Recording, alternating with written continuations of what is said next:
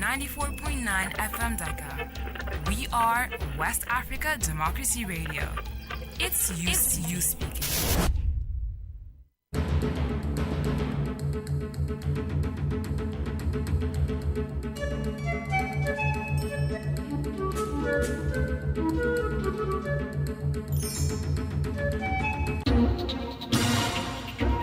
WADR, promoting dialogue. Good afternoon and many thanks for staying tuned to West Africa Democracy Radio, broadcasting on 94.9 FM and around the world on wadr.org. This is NEWSLINK. Here are the top stories. ECOWAS Court of Justice sets to pass judgment on ousted Nigerian President Bazoum's complaint today. The majority in Ghana's parliament stages walkout during 2024 budget discussion in protest against Speaker Alban Bagbin. Mr. Speaker, I contend that there is no such application before you. Nigerian Senate enacts a 2-week plenary session for expedited deliberation on 2024 national budget. Today, I stand before you to present our budget of renewed hope, a budget which will go further than ever before. The 2024 appropriation has been themed Budget of Renewed Hope. And the Gambian families of toxic cough syrup victims push for memorial and reforms in meeting with the government. Details of these stories and more coming up shortly. Here is Tawfiq Abdul Nasser with NEWSLINK. Many thanks for joining us and a warm welcome to our listeners in the Gambia, Ghana and Liberia. The ECOWAS Court of Justice is set to deliver its judgment today on the complaint filed by the ousted Nigerian President Mohamed Bazoum. The complaint includes allegations of illegal impeachment, kidnapping and arbitrary detention. Bazoum, who was removed from power in a coup on July 26 due to a perceived inability to address growing insecurity, has remained under residence in the presidential palace, steadfastly refusing to resign. Seydou Dieng, a Senegalese lawyer and member of Bazoum's legal team, contends that Bazoum's removal violates his political rights, advocating for his unconditional release and reinstatement. In response, one of the junta's lawyers, Aissatou Zada, maintains that Bazoum, along with his wife and son, has not been arbitrarily detained and asserts their freedom of movement. Zada emphasizes that Bazoum's confinement is due to security considerations. We now head to Ghana, where the parliamentary majority has leveled accusations of bias against the Speaker of the House, Alban Bagbin. In response, they orchestrated a walkout during the discussion of the government's 2024 budget. The dispute arose after the minority side contested the accuracy of the numerical representation of their counterparts across the aisle. Consequently, the Speaker was compelled to adjourn the House due to the ensuing disorder. Reporting from Accra, here is WADR's Na Dede Tete. Speaker of Parliament Alban Bagbin declared the budget statement approved after a voice vote, announcing the majority's victory. Those in favor say aye. Aye. Those against say no.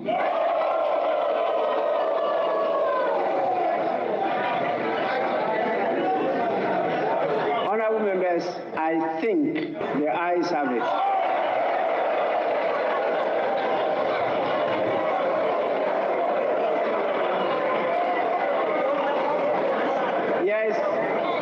However, Deputy Minority Leader Emmanuel Amakofi-Boa challenged the decision, invoking order of Parliament for a head count. This led to a dispute with Majority Leader Oseichi Mensah-Bonsu and his deputy, Alexander Afenyo-Markin, questioning the basis of the NDC MP's requests. You cannot just get up and say that you are relying on order 113. 113 what? If you want to invoke the rules, invoke them properly. Amakofi-Boa. Mr. Speaker, I contend that there is no such application before you. The minority alleged that the majority's actions were an attempt to include absent MPs. In response, the majority, led by Afenyo Marking and Chairman Sabunsu, walked out when the Speaker insisted on a head count by mentioning individual MPs present. Following the walkouts, the majority leader, Osei Chairman Sabunsu, expressed dissatisfaction, accusing the Speaker of employing delay tactics to give the minority more time. He highlighted absentee MPs from the minority, including Ningo Prampram MP Samuel Nate George. Later, Sam George emerged, criticizing the NPP MPs for fleeing their own budget proceedings. Consequently, disorder in the House led the Speaker to suspend the sitting and later adjourn the session. For WADR, Nadi D30, Accra. Meanwhile, the Nigerian Senate has declared a 2-week suspension of plenary session to facilitate the swift consideration of the 2024 national budget. President Bola Tinubu presented the 2024 appropriation bill amounting to 27.5 trillion naira, approximately $34.6 billion during a joint session of the National Assembly on Wednesday. WADR's Abuja correspondent Usman Umar tells us more. The appropriation bill, dubbed the Budget of Renewed Hope, aims for a 3.76% economic growth in the 2024 fiscal year. 3 weeks ago, President Tinubu submitted the 2024 to 2026 Medium-Term Expenditure Framework, MTEF, and Fiscal Strategy paper to both chambers, proposing a total expenditure of 26.1 trillion naira for the 2024 fiscal year. Following 2 weeks of interactive sessions with heads of ministries, departments, and agencies of government on revenue and expenditure projections, the Senate Committee on Finance approved the MTEF. It was subsequently adjusted to 27.5 trillion naira, a revision presented by President Tinubu on Wednesday. Today, I stand before you to present our budget of renewed hope, a budget which will go further than ever before. The 2024 appropriation has been themed Budget of Renewed Hope. In response to the adjustments, Bamidele Okpeyemi, leader of the Nigerian Senate, assured reporters that lawmakers have resolved to dedicate the next 2 weeks to scrutinize the proposed appropriation.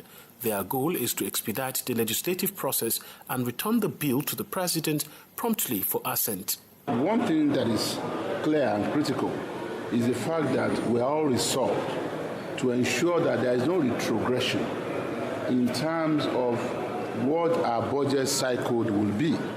The Ninth Assembly, working in conjunction with the executive arm of government, did so well in trying to reenact and establish the January to December budget cycle. And we are resolved in the 10th Assembly to also ensure that we sustain this. The priorities outlined in the 2024 budget encompass national defense and internal security, local job creation, macroeconomic stability, optimization of the investment environment, human capital development, poverty reduction, and social security for the people of Nigeria. For NEWSLINK on West Africa Democracy Radio, Usman Umar reporting from Abuja. More stories coming up on West Africa Democracy Radio. NEWSLINK continues. We now turn our attention to the Gambia, where families of victims involved in the toxic cough syrup case are advocating for a memorial and comprehensive reforms. Scheduled to meet with the government today to articulate their demands, these families seek $200,000 in damages per victim and the establishment of a memorial in honor of the deceased children. The families of the missing children are proposing 5 key reforms. These include measures to ensure the entry of high-quality medicines into the country and the issuance of distribution authorizations exclusively by qualified companies.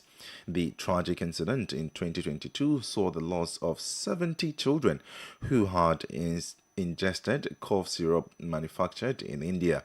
Subsequent studies revealed the presence of toxic substances in the syrup, prompting 20 families to take legal action against Gambian health authorities and the manufacturer.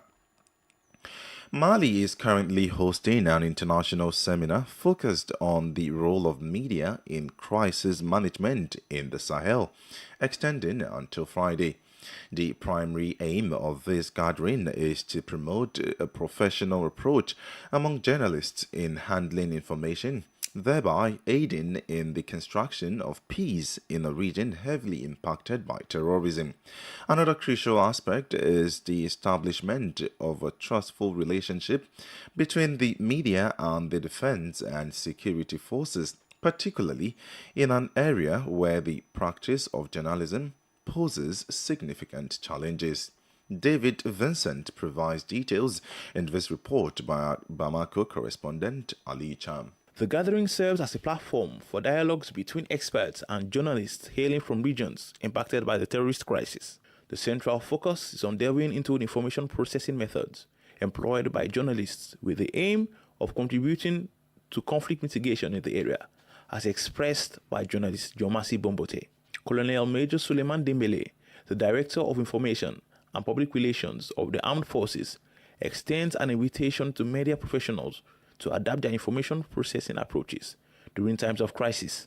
According to Sadiq Abba, a journalist specializing in security matters in the Sahel, journalists should exercise their profession with complete freedom to effectively fulfill their roles. The event will feature a series of panel discussions, continuing the exploration of the pivotal role that journalists play in consolidating peace in the Sahel region. David Vincent voiced that report by WADR's Bamako correspondent Ali Cham. Meanwhile, the National Press Week in Côte d'Ivoire has been inaugurated, spearheaded by the National Press Authority. Scheduled for the first half of 2024, the primary goal of this event is to facilitate interaction, enabling citizens to engage with the media and vice versa. Sankule Janko has more in this report by WADR's Abidjan correspondent Albin Ade. A framework for fostering communication and collaboration between information producers and consumers is in development. Samba Kone, the president of the regulatory body overseeing communication sector structures, is at the forefront of this initiative. According to Jean-Martial Abdo, the chief of staff of the Minister of Communication, the government remains steadfast in its commitment to professionalizing the Ivorian press. In line with this commitment, the focus of the National Press Week is specifically on pupils and students. To achieve this goal, a competition for the best school newspaper has been initiated. The primary objective is to ignite passion and identify emerging talents in the field of journalism. Interested participants can register for the competition on National Press Authority's Facebook page. Sankule Janko voiced that report by WADR's Abidjan correspondent Albin Ade. Now, a report just coming in has that a German court on Thursday has sentenced a Gambian man to life in prison over his participation in a death squad that assassinated opponents of former dictator Yahya Jammeh. Lowe has convicted of crimes against humanity, murder, and attempted murder for his role as a driver for the hit squad known as the Junglers. Prosecutors had asked judges at the court in the northern town of Sele to hand a life sentence to Lowe, who denies the charges against him. Stay within as we bring you details in the subsequent bulletin. You are listening to NewsLink on West Africa Democracy Radio 94.9 FM, Dakar. Here is a reminder of our top stories. ECOWAS Court of Justice sets to pass judgment on ousted Nigerian President Bazoum's complaint today. The majority in Ghana's parliament stages walkout during 2024 budget discussion in protest against Speaker Alban Bagbin. Nigerian Senate enacts a 2-week plenary suspension for expedited deliberation on 2024 national budget, and the Gambian families of toxic cough syrup victims push for memorial and reforms in meeting with the government. Still ahead is the press review, the guest interview, and sports update. Stay with us. Fresh and breaking news all the time. Hear it first as the news breaks, only on West Africa Democracy Radio. NEWSLINK continues. Here in Senegal, the organization TOSTAN is presently conducting a well-being summit set to conclude on Friday. Aligned with the global movement of regional well-being forums initiated by the Well-being Project, the summit aims to enhance the well-being of social change actors worldwide. Participants and speakers, predominantly composed of young individuals, are engaged in exploring innovative approaches to fostering better well-being at the individual, collective, and societal levels in Africa. Sang Donald Mendy reports. The forum acts as a catalyst for meaningful discussions, providing a platform for participants and speakers to exchange experiences and perspectives on the well-being as well as innovative approaches to enhance it. Elena Bonometi, the Chief Executive Officer for TOSTAN, underscores the importance of paying attention to well-being as a crucial aspect of our lives. I think when we think about well-being, we really want to relate to what makes us happy. I think one of the speakers today talked about peace. This is a concept to which people on the African continent really relate to. It's one of our important values of the African society, to be in peace with ourselves in the first place, and then within our communities and our families. In the roundtable discussion, a range of themes were explored, including youth mental health and intergenerational trauma. Youth activist Daniel Sirif advocates for a collective effort to address the high rates of mental illness in Africa, emphasizing the vulnerability of the youth population. By engaging young people, giving them the space to actually bring out what they think is affecting them and explain to them what really life is, we help in mitigating this problem. One-on-one discussion with them, we help naturally solving the mental health problem. Given the central focus on youth, the forum will also delve into the contributions of various forms of artistic expression. Dr. Maimouna Jobli, a specialist in public health in Senegal, is among the voices contributing to these discussions. To have this wellness, you will succeed in many aspects, in social aspect, in your family life, in your work life, have a good work-life balance, and all of this aspect. So well-being is really something broad, and you need to achieve all of this. This gathering, which creates a space for sharing and profound reflection on well-being, rooted in our values and African identity, is poised to catalyze enduring positive social change in our communities as expressed by TOSTAN. Sang Donald Mendy filed that report. Now, deliberations on robust health systems in Africa persist at the third Conference on Public Health in Africa in Lusaka, the Zambian capital. Central to the discussions, which convened numerous experts, is the issue of managing emergencies arising from pandemics, epidemics, or natural disasters. Despite progress, Africa still faces challenges in this domain. In addition to urging leaders to implement effective emergency management strategies, specialists emphasize that training and collaboration among Africans represent the most viable solutions. Ogilby Erika has more in this report by WADR's Esuli Jeju, who is attending the event in Lusaka. This panel at the Mulungushi International Conference Center in Lusaka has proven to be one of the most dynamic discussions of the day. Managing public health emergencies in Africa is a critical topic that demands diverse perspectives. The current landscape presents health security risk originating from various sources, leading to preventable epidemics and diseases, thereby exposing numerous challenges within the sector. Dr. Joshua Tim, a biomedical engineer working at the Botswana Ministry of Health, is among the voices contributing to this dialogue. In Africa, we have many emergencies. Number two is that in Africa, we have very few staff or people to respond to emergencies when the emergencies happen. Focusing on the West African region, it is identified as one of the parts of the world where populations bear the heaviest toll from recurring epidemics, resulting in numerous fatalities. Panel experts, including Joshua Tim, unanimously emphasized the crucial need for enhanced collaboration among African countries to better manage these emergencies. It's very important that we collaborate. And when we collaborate, we need to also plan together. You cannot build a boat when it's raining.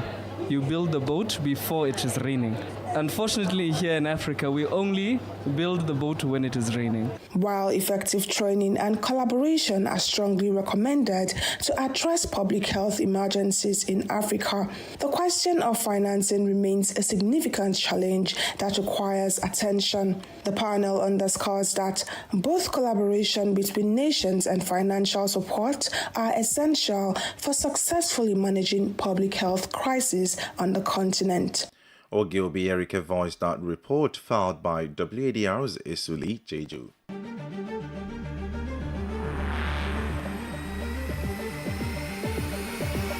This is the newspaper review. Stay on top of the news. Get the most important stories with added insight and concise review. This is the newspaper review. Nadede Tete in Accra joins us now with the major headlines from the Ghanaian dailies. Greetings from Accra. Is the last day of the month of November. Let's find out what exactly the dailies in Ghana are reporting. We'll start off with the Daily Graphic newspaper, which is the biggest newspaper in the country. Banner headline reads, Office of the Special Prosecutor bears teeth, probe state land sales and payroll. The office announcing that it is probing the sale of state lands and then also payrolls. They expressed concerns about consistent judgments that are being delivered against the office, some of them barring it from investigating individuals, arresting them, among others. Other headlines on the front page of the Daily Graphic: majority stages walkout in Parliament over budget debate, state agencies save $30 million from Ghana card merger, and special supplement on Farmers' Day as well. To the Chronicle newspaper now, banner headline, Parent Hill harmonized prospectus introduced by the Ministry of Education, and also Ghana ready for African Games. Also on the front page, OSP, is Ghana ready to fight corruption? Now to the Ghanaian Times newspaper, drama in Parliament, majority walks out ahead of budget approval.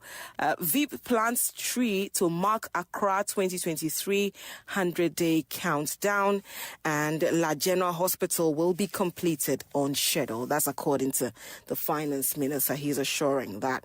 To the Daily Guide newspaper, majority walks out on Speaker over 2024 budget. NDC supporters vandalize party headquarters. Baumia launches 2023 African Games countdown. OSP cries over judicial losses. Rebecca graduates 70 women in skills training. So that's it for the papers here from Accra. My name is Nadede Tete. It's back to you in the studio. Politics, analysis on major news, social matters, and all. This is A Guest. Our guest interview this afternoon takes us back to Ghana, where the majority in Parliament leveled accusations of bias against the Speaker of the House, Alban Bagbin. In response, they orchestrated a walkout during the discussion of the government's 2024 budget. The dispute arose after the minority side contested the accuracy of the numerical representation of their counterparts across the aisle. Consequently, the Speaker was compelled to adjourn the House due to the ensuing disorder. What factors might have contributed to the majority's accusations, and how might the current situation be perceived by the international community as Ghana awaits a pending disbursement of funds from the International Monetary Fund (IMF)?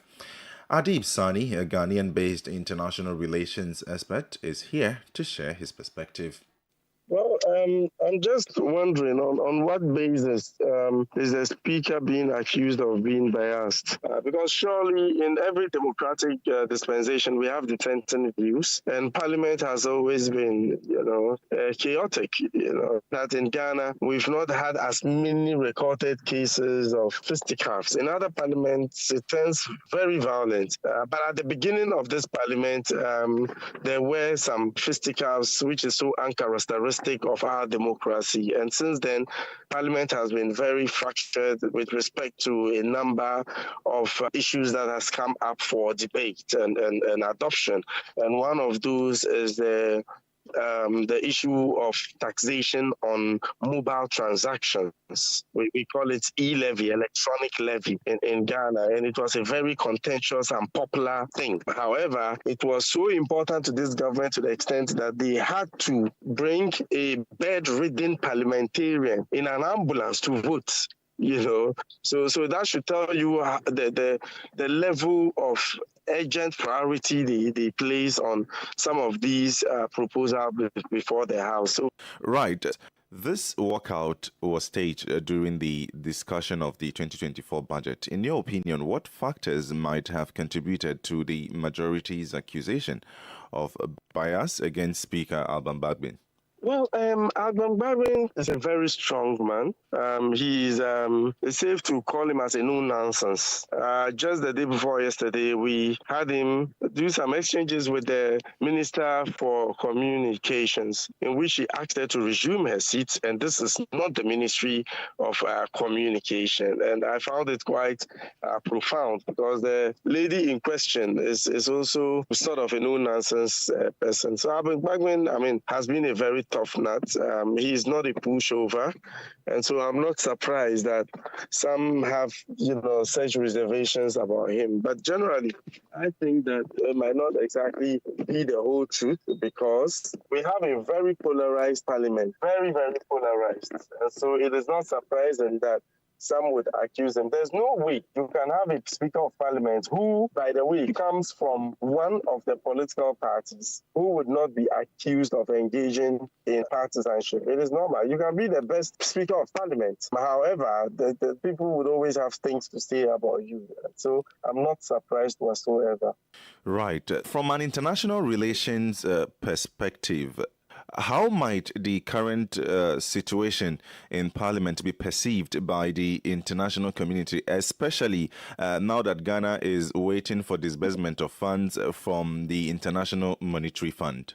I don't think it sends any negativity, because the thing is, even in the most advanced democracies, we have thoughts of unfairness from one part of the political divide against another and all that. So it's not surprising. It's not surprising at all.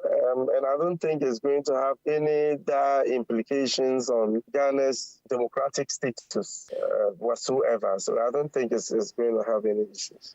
Adib Sani is an international relations expert. Here is Sankule Janko with the sports update. Hello there, warm welcome and thank you for joining us. 75% of sports athletes perceive a direct negative impact on their health and performance due to climate change, with 85% expressing that the sport of athletics has experienced adverse consequences according to the annual survey conducted by World Athletics.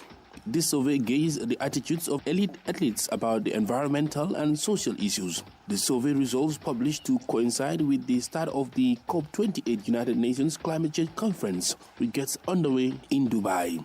The survey marked a notable increase from 2022, when 72% believed climate change had negatively affected the sport and 66% reported a direct impact. And that's it for sports. It's back to you.